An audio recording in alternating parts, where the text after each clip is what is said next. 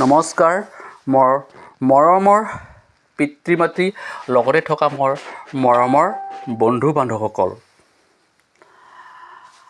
এইখন হৈছে গোৱালপাৰা জিলাৰ হাতীগাঁৱৰ পৰা বেলপাৰালৈ যোৱাৰ পথ অৰ্থাৎ ব্লেক টপিঙৰ কাম চলি থকা আপোনালোকে দেখা গৈ আছে।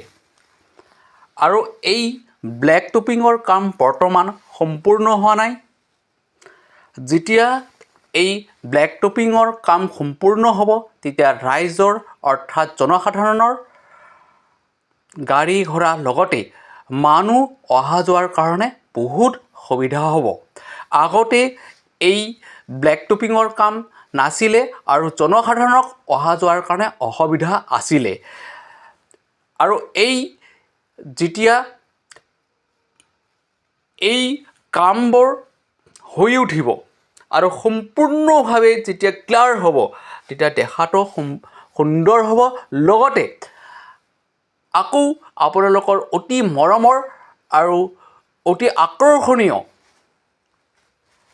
ৱাটাৰফলছত যাব পৰাৰ বহুত সুবিধা হ'ব।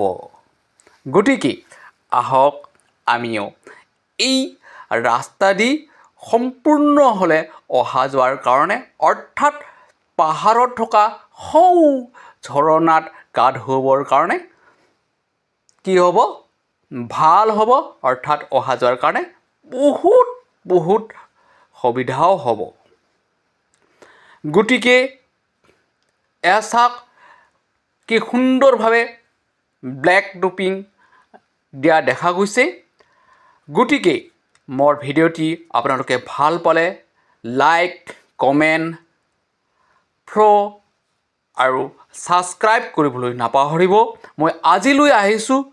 ধন্যবাদ। জয় হিন্দ।